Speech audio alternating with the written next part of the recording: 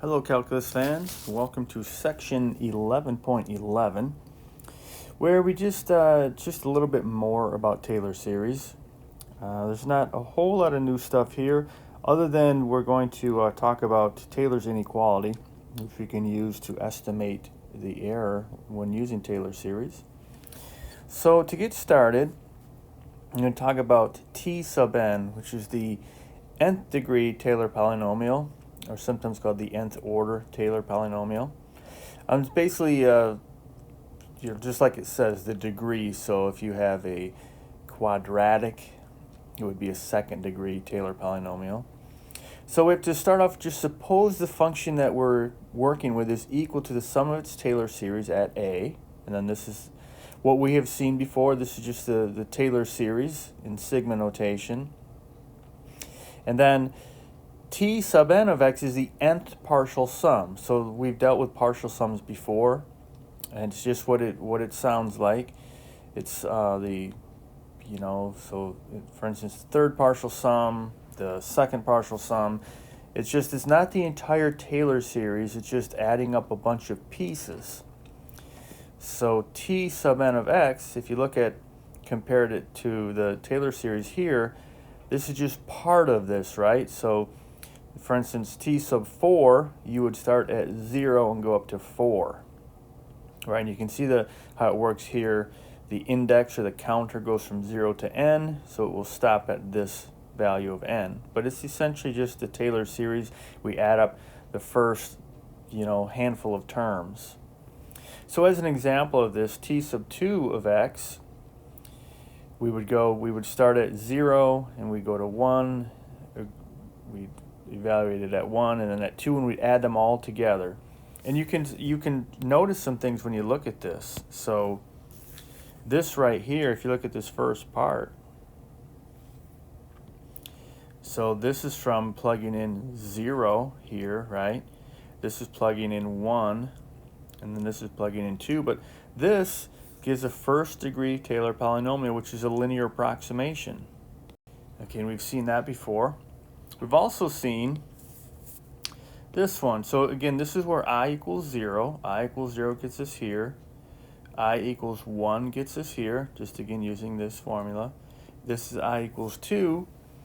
And if you put these all together, then what we have is a second degree polynomial approximation, right? So that if you look at this, if you expanded this, you get an x squared.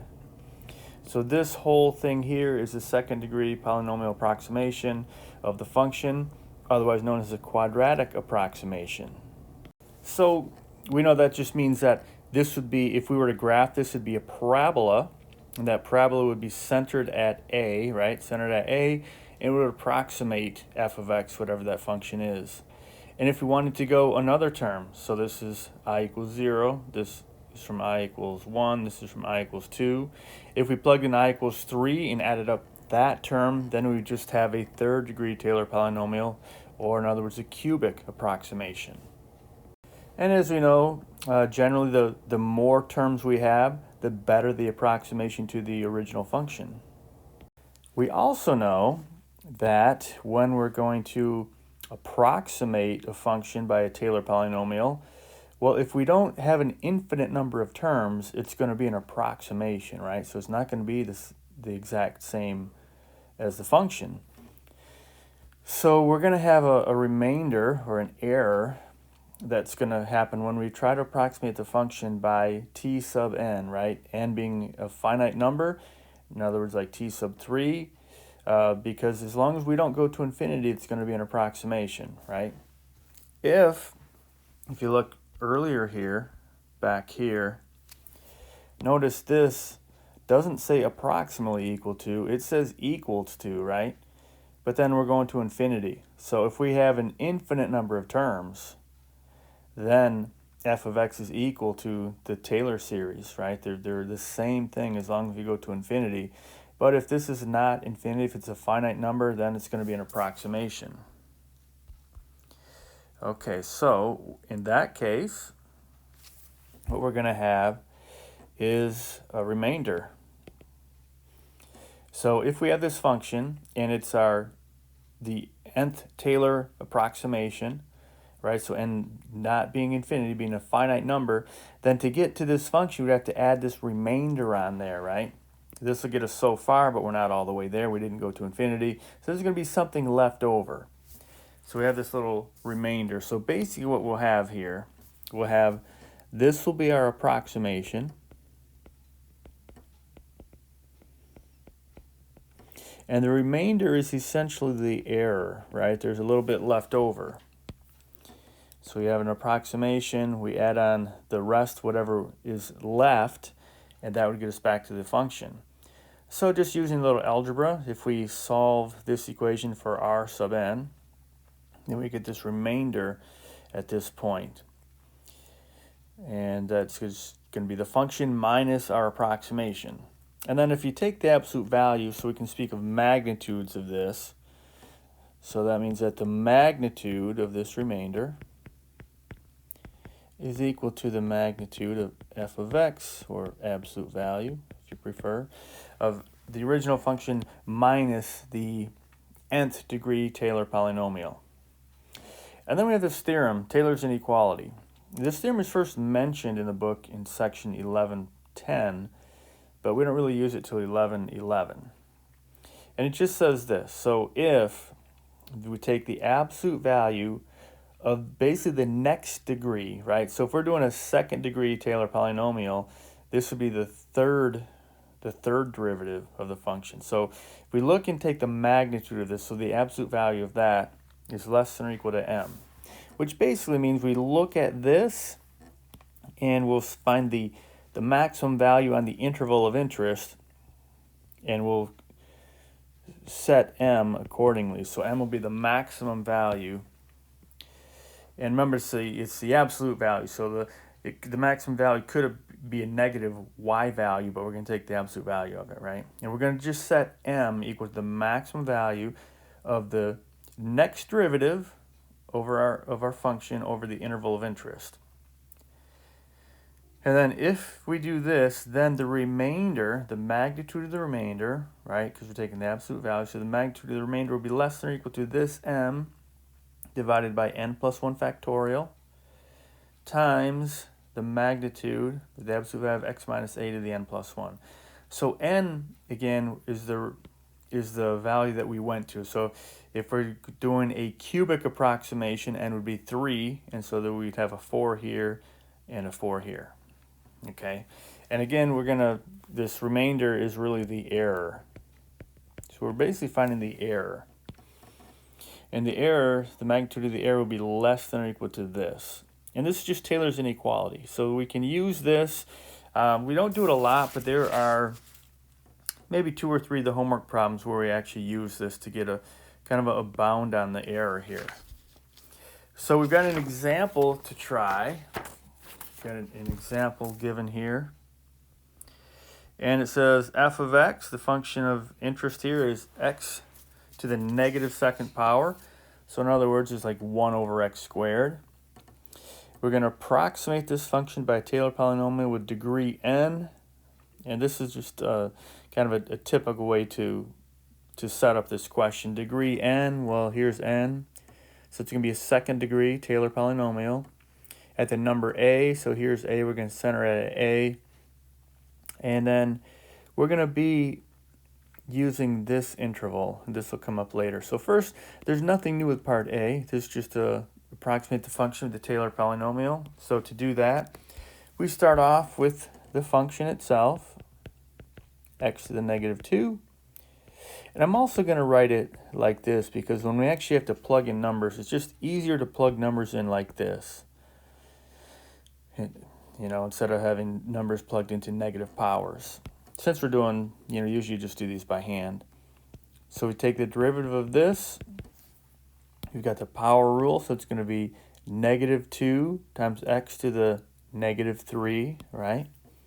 From the good old days in Calc 1. Or, in other words, we could write this as negative 2 over x cubed. And then we need one more derivative, so power rule again. Negative 3 times negative 2 is 6x to the negative 4. 6x to the negative 4, or in other words, 6 over x to the 4th. So once we figure those out, then we have to plug in f of a. So in this case, a is 1. So f of 1 equals f prime of 1 equals f double prime of 1 equals, and these are all pretty easy with a 1. So plug in a 1 here, I'm going to get f prime of 1 is 1. Over here, f prime of 1 is going to be negative 2 over 1 cubed, which is negative 2. And then finally, for the last one, plug in a 1 here, and I'm going to get 6 over 1, which is 6. Okay, so not too bad. And now we know that f of x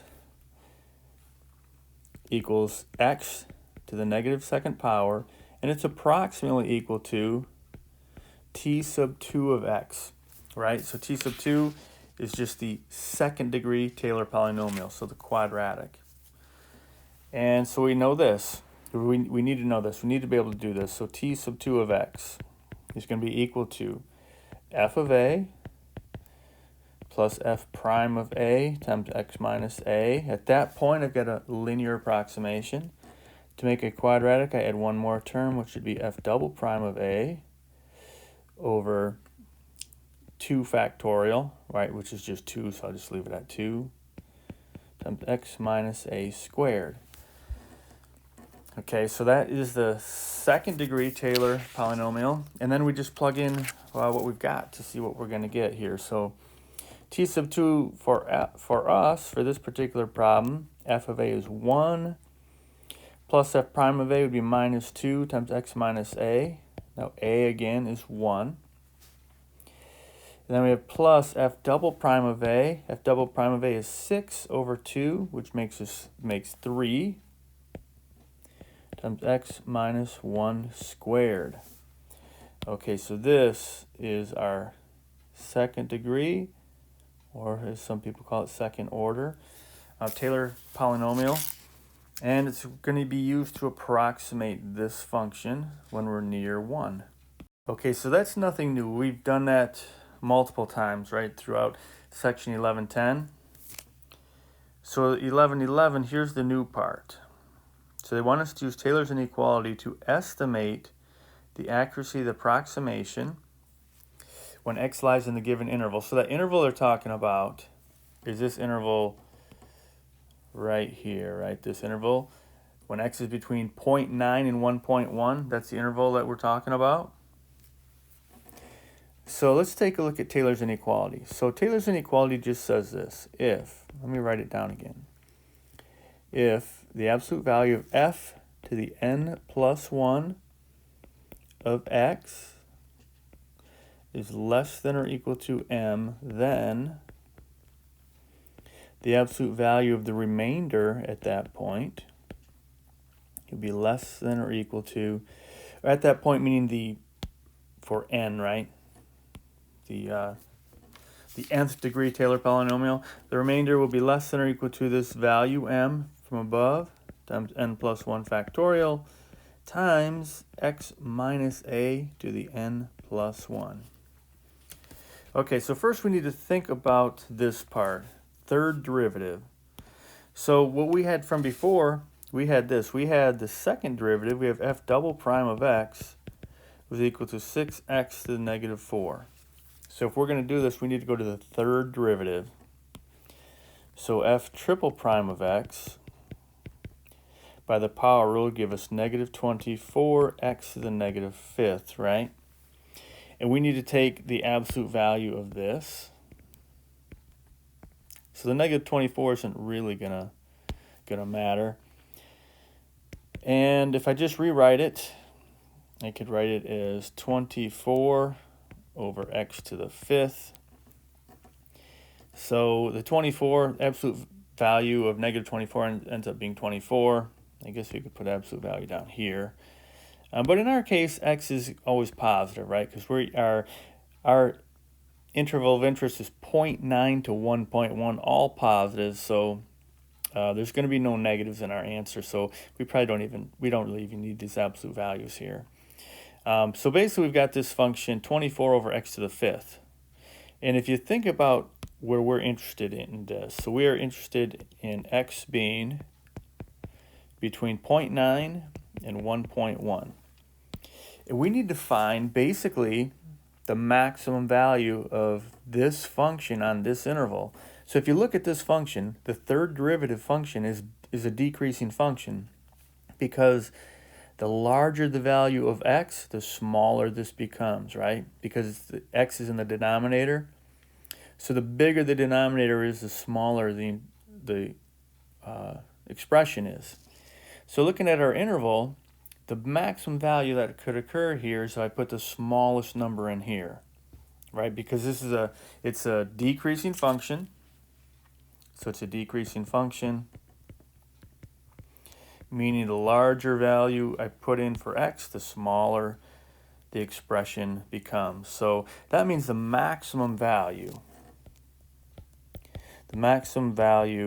occurs, at least on our interval, occurs at x equals 0.9. Right, on this interval, the biggest value I can make this become is when I put the smallest value in here. So we can just let m be that. So we're going to say, okay, let's let m be 24 over 0.9 to the 5th power. That's the largest value that could be, so that's going to be m. Okay, and that is roughly, I mean, if you punch that in your calculator, it's about 40.644, something like that. Okay, so then we come up here. So our remainder, the magnitude of our remainder, so let's write this down. So the magnitude of our remainder, okay, that is going to be less than or equal to m, which I guess I'll just put it in its exact value, not the approximation. That's m, right, divided by n plus 1 factorial. Okay, well, our approximation was a second degree Taylor polynomial, so n plus 1 would be 2 plus 1, which would be 3 factorial, right? Oh, actually our n here, this is 2, right? The remainder at that point, should have put a 2 there. Okay, and then x minus a. Okay, now x minus a, this one's a little tricky at first to get a feel for this, but we'll start off with our what we've got for our range of values is this 0.9 is less than or equal to x, which is less than or equal to 1.1. And I'm going to try to build x minus a. So I want to build x minus 1 in our case. So basically, if I look at this, I need x minus 1, I've got x. So I'm going to subtract 1 from all three parts of the compound inequality. So when we do that, 0.9 minus 1, that's going to give us negative 0.1, which is less than or equal to x minus 1, which is less than or equal to 1.1 minus 1 is 0.1.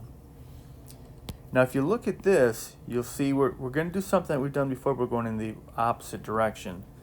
But if this is true, then couldn't I also say that the absolute value of x minus 1 is less than or equal to 0.1?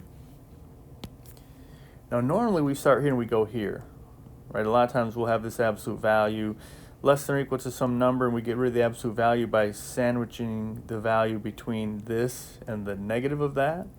So normally we go this way, but we could actually start here and go here. And this just says that basically the distance between x and 1 is less than or equal to 0.1. So what I can do right here, I can just plug in 0.1 to the n plus 1. So when I plug this in, I'm going to add 0.1 cubed, right? That's a little tight for space here. But this is going to be less than or equal to 0.1, so I can plug in 0.1 cubed here. And now 0.1 cubed, of course, is just 0.001. 3 factorial, of course, is just 6. So if you punch all this in here, we are going to get, they're all positive also, I'm just going to write it like this. The remainder is less than or equal to 0.006, I'm just going to round at this point, 68. So this is what we're going to get. So this is telling us about the accuracy of the approximation. So we're saying that the remainder here, or the error, when we use the second degree Taylor polynomial to approximate this function, x to the negative 2, and the range of values from 0.9 to 1.1, the error should be less than this, less than or equal to this. Okay? And then we can check this.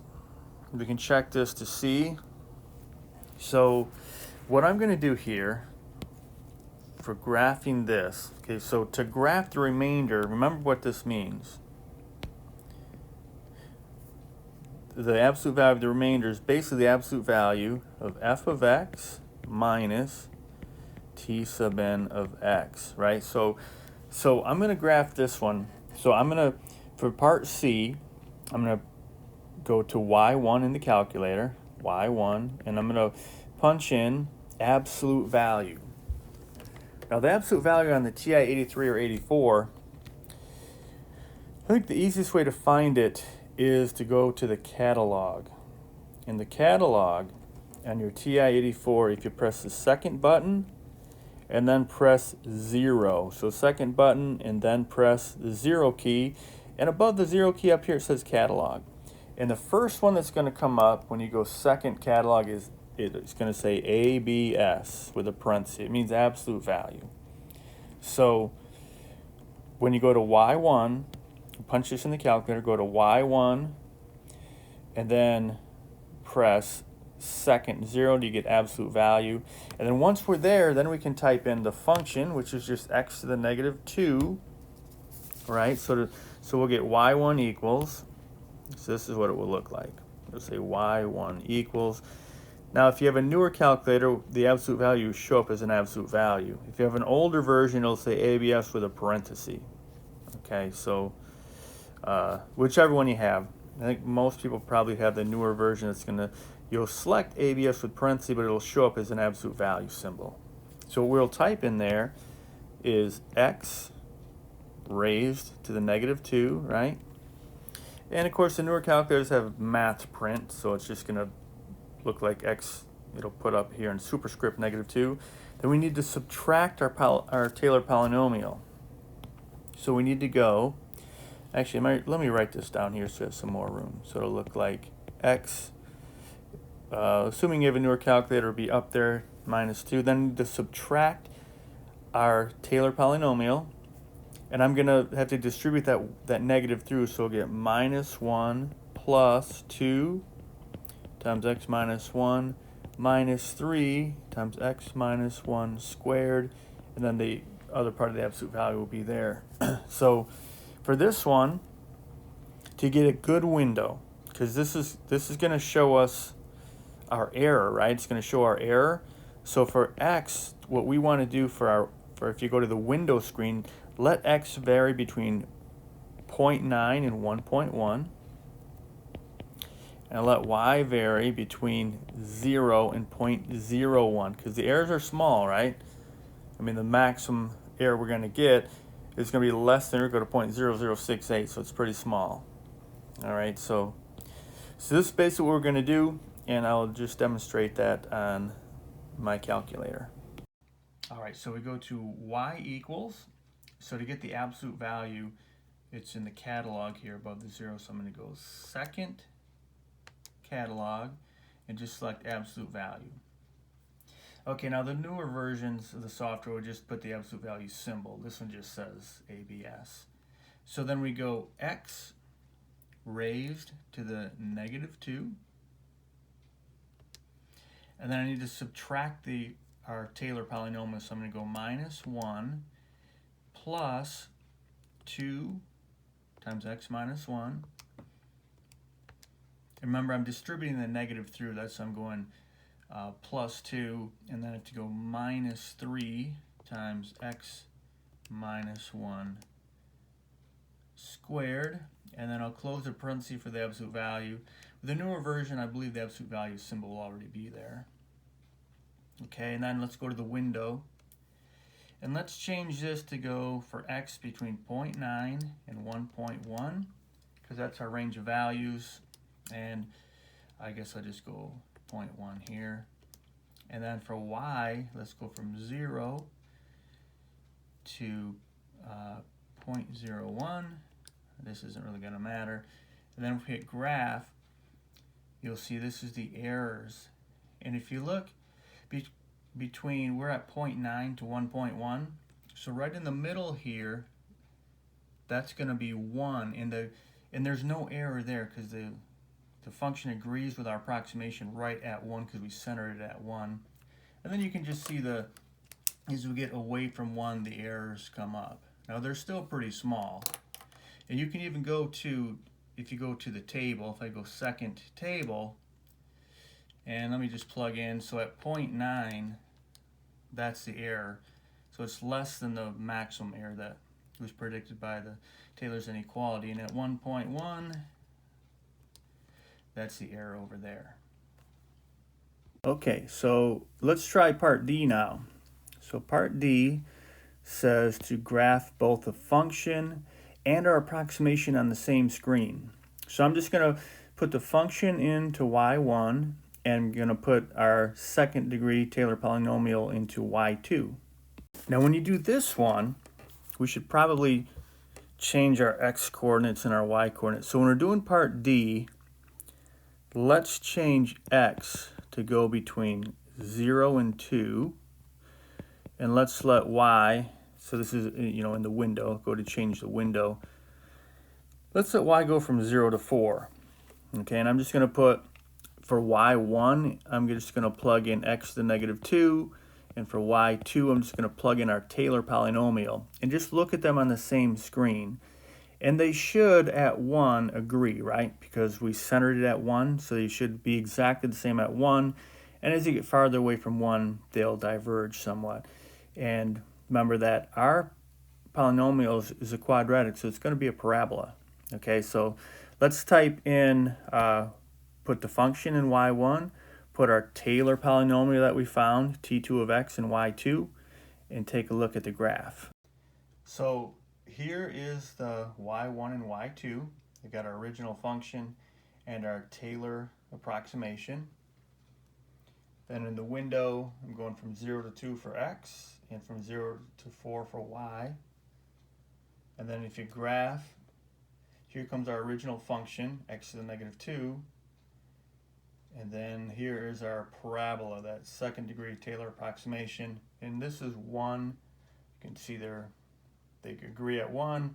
And then as you go farther away from 1, they start to diverge from one another. So, okay, that should get you all set for the last section in chapter 11, 11.11. So go ahead and give that section a try. And if you have any questions, just let me know.